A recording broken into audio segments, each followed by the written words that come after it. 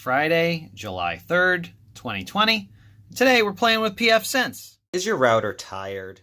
Do you have to restart it all the time? Does it give you problems? Or maybe you just hate the router that your ISP gave you? Enter pfSense on your own equipment. Let's get started.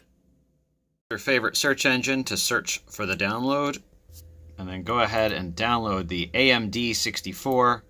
That's a 64-bit installation for x86 computers, and likely the USB. And you're going to do VGA. And download. It's a GZ file, so you'll need 7-zip, or you'll just need to un-GZ it and decompress it. I g-unzip the pfSense file and hit enter. So sudo dd the thing to the thing, turn on the thing, put the thing into place, and then boot off of the thing. USB is the drive on the doobly-doo. All right. And so it boots up for the first time. All right. pfSense is copyrighted. Don't use it without permission or whatever. We are going to install. Now, currently, you'll see something that may refer to the fact that this has stuff on it. In fact, it already has pfSense, but I'm doing a fresh, clean install. So I'm going to do continue. I'm basically hitting enter. Auto, entire disk, yes. Erase all the things, use MBR. Finish. Is it just enter? Your changes will now be written. Commit. Yes. All right. This will do its thing. Installation finished. Would you like to open a shell in the new system to make any final menu modifications? And no. And reboot.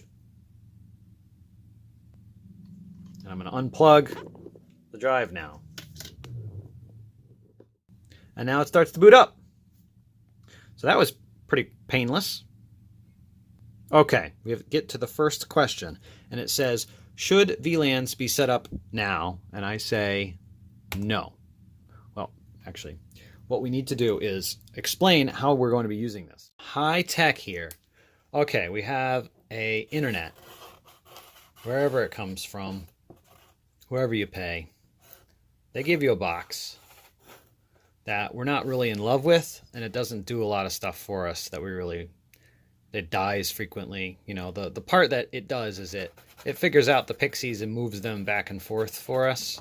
You know, be it cable, be it fiber, be it DSL, dial-up, 3G, 4G, 5G, sneaker net, you know, whatever that connection is, that's what that box does. And sometimes it gives you some Wi-Fi that, you know, you definitely don't want and whatever. So what we're going to do is we are going to kind of, depending on what your settings are, we are going to limit the stuff that this thing does, turn off all those features, and have our box do it for us. And so in order to do that, I have to have multiple network connections. So I'm drawing these little things off the side. These are USB Ethernet adapters. Sometimes, you know, your device will have a built-in device that will work just fine. I'm gonna be using one USB connector for now, and we're gonna take the internet that comes out, plug that in to one of them, and then using the one that's either located on the back or another USB, we're gonna connect that up to what we consider our side of the fence. So let's just pretend that we've got a small switch, and I've got a Unify access point and a little power injector for that. And then we've got, you know, you got your smart device, you've got your laptop that you use for the computer internet stuff. And then, you know, what other kind of stuff that talks wired or wirelessly to your environment.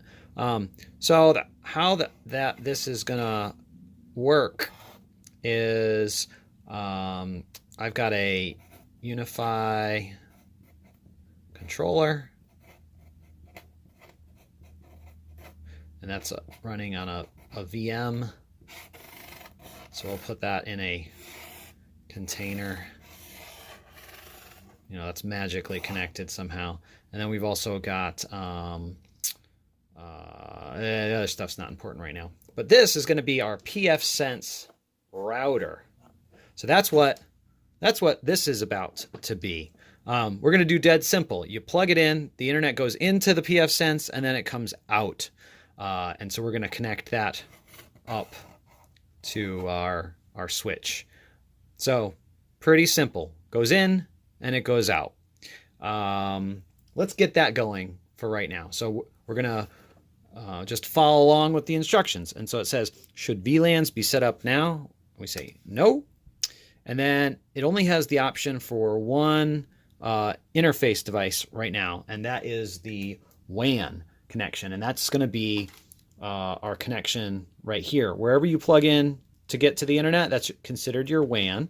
And so in this scenario, the only interface that's available is the built-in Ethernet, and it's called EM0. So EM0, and this is my WAN.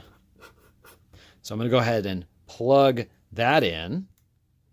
And I highly recommend that you get yourself a label maker of some sort. And as you go through these, just go ahead and put stickers on stuff. Great. So now we got our WAN plugged in. And then we'll just go ahead and click enter, and it should automatically configure. And it says, do you need VLANs to be set up? And we'll say no again. Enter the WAN interface EM0.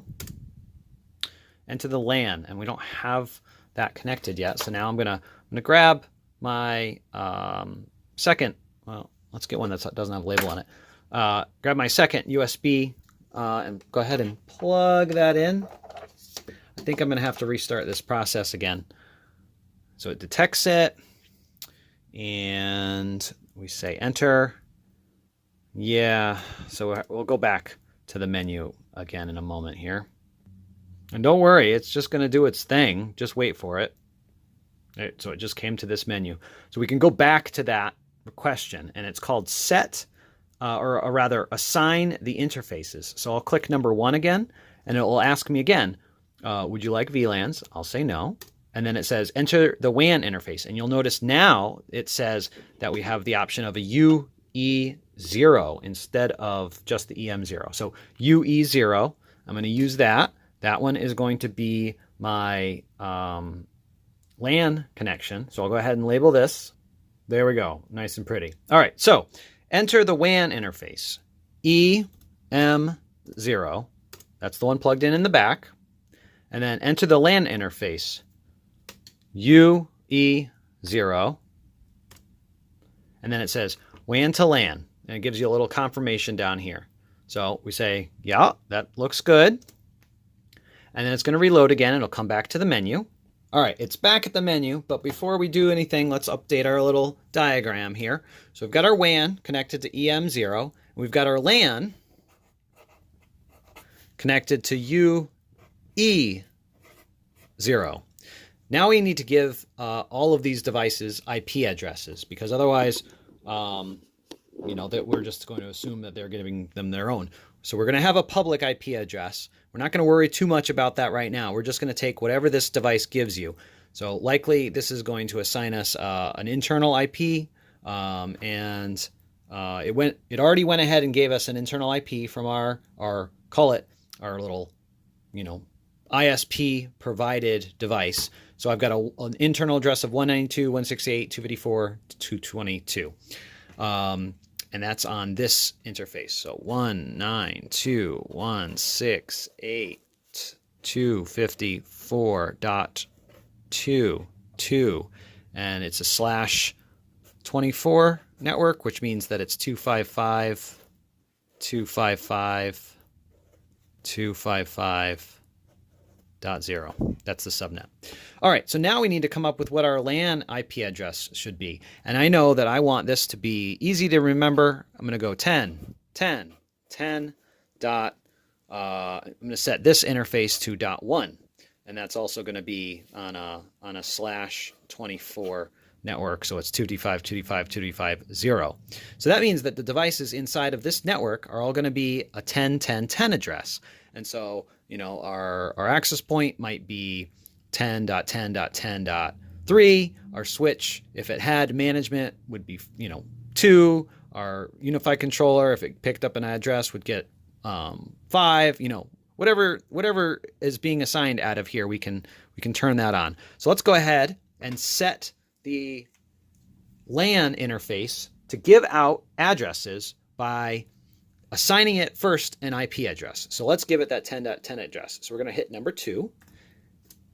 And then what it's going to ask is it says, enter the number of the interface you would like to configure. So I want to configure number 2, the LAN interface, and then enter the IP address. So 10.10.10.10.1.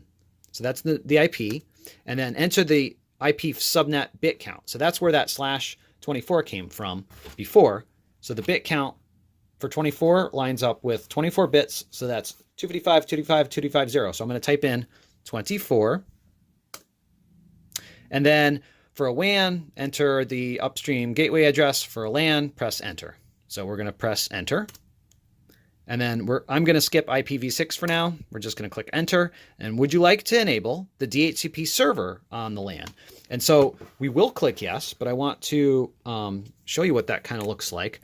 So if we do DHCP, the range of addresses that we want to give out, we have to figure out what that's going to be. So it's going to be 10.10.10. Let's just say from 100 to 200.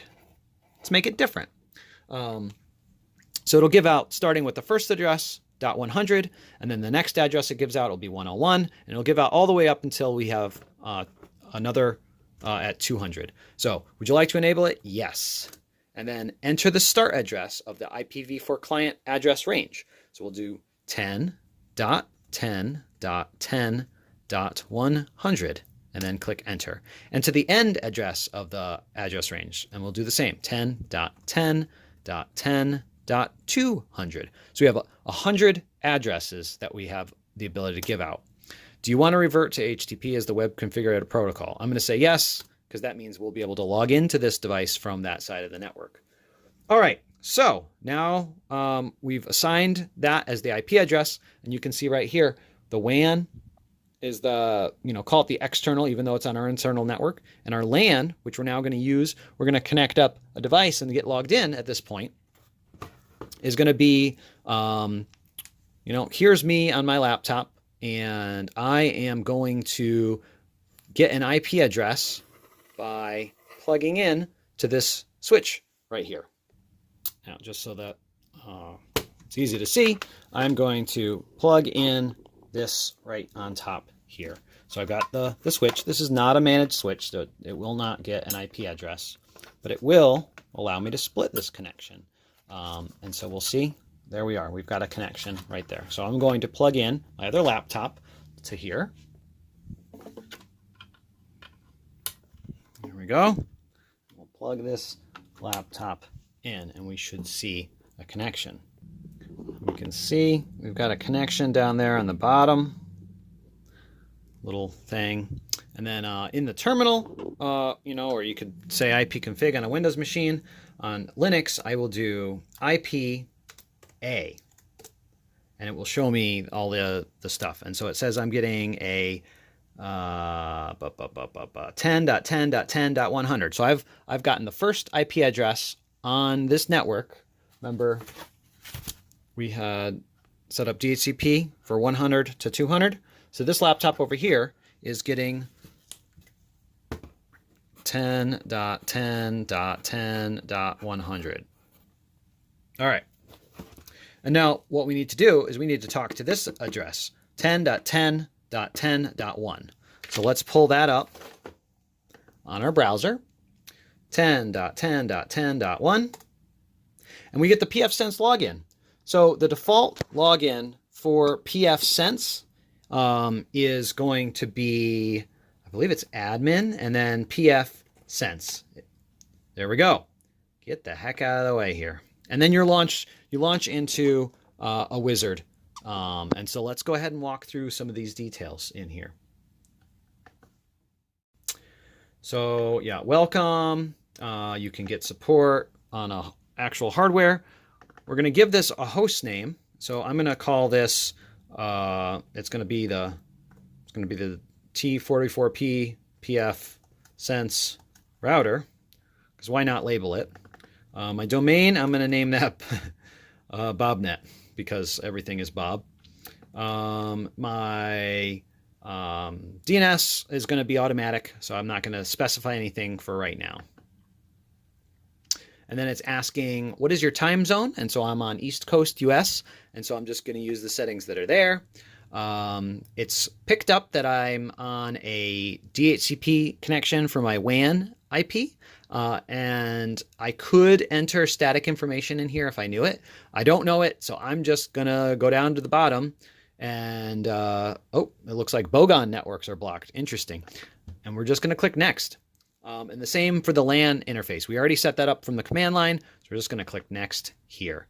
And then finally, we come to the point where you are given the chance and forced to change your password. So make sure that you have a nice, secure password. And by entering your password, you'll also be able to use it with SSH.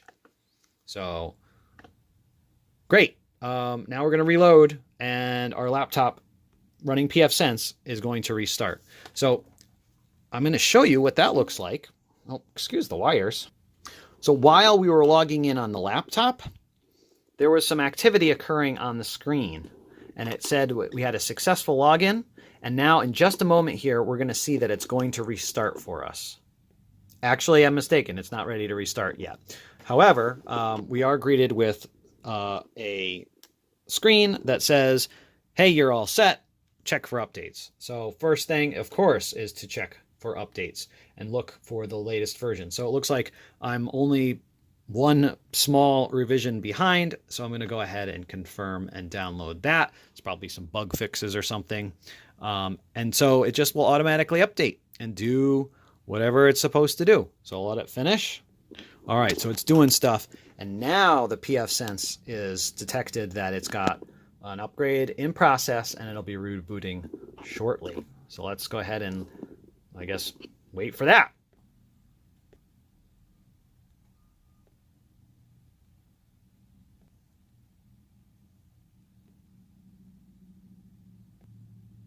There, it's coming back.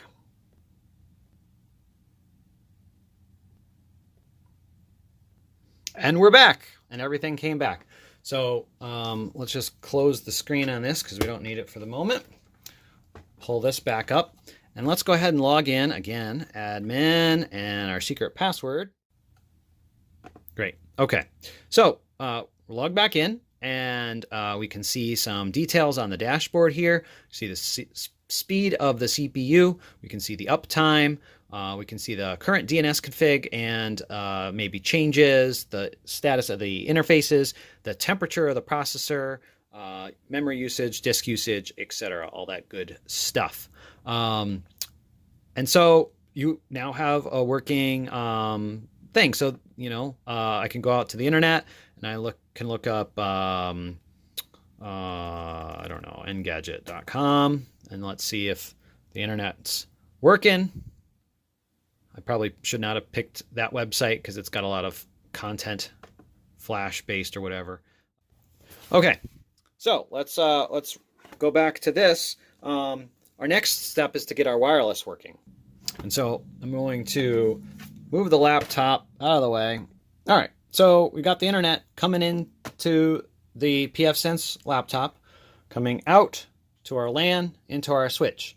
That one's to my laptop. And so we're going to add now a Unify wireless access point. And so I have a little powered device. So this is a PoE injector. And so what it does is it puts power into this. So I'm going to plug the data side of this, the LAN side, in with a small little LAN or Ethernet cord. So that's just a little loop. And now power and data will come out of this jack, and I can plug that into my device here. So I've got the main, this is the UAP AC Pro, and so it's got 2 jacks. I'm going to use the main port. This is already configured, so it should pick up the settings from the last time, hopefully. So let's click that into there. And then this device should come up in a moment. Yep, there it comes up. So wait for this to finish booting. It's trying to find its controller, but we don't have a UniFi controller, so hopefully it reverts to the last configuration that it had before. Oh, and there it goes. Blue is good. So it's cool, chill. All right, now let's pull the laptop back up again, and let's see if we can see this wireless connection now. We have a wired connection. We should see one called free virus with your download with a Z on the end of it. And there it is. So let's actually, I'm going to disconnect this machine from the wired network. And so now we'll just go, we'll hit the same, we'll go to google.com. Great. Well, it's working. Our network is complete. So that was pretty simple. We've now got wireless connectivity from the internet through our pfSense with DHCP through the switch to the UniFi, connected wirelessly to our laptop and our phone and all the other things. But it's working now. All right, so that's all I've got for you for today. Bon appetit. Subscribe. This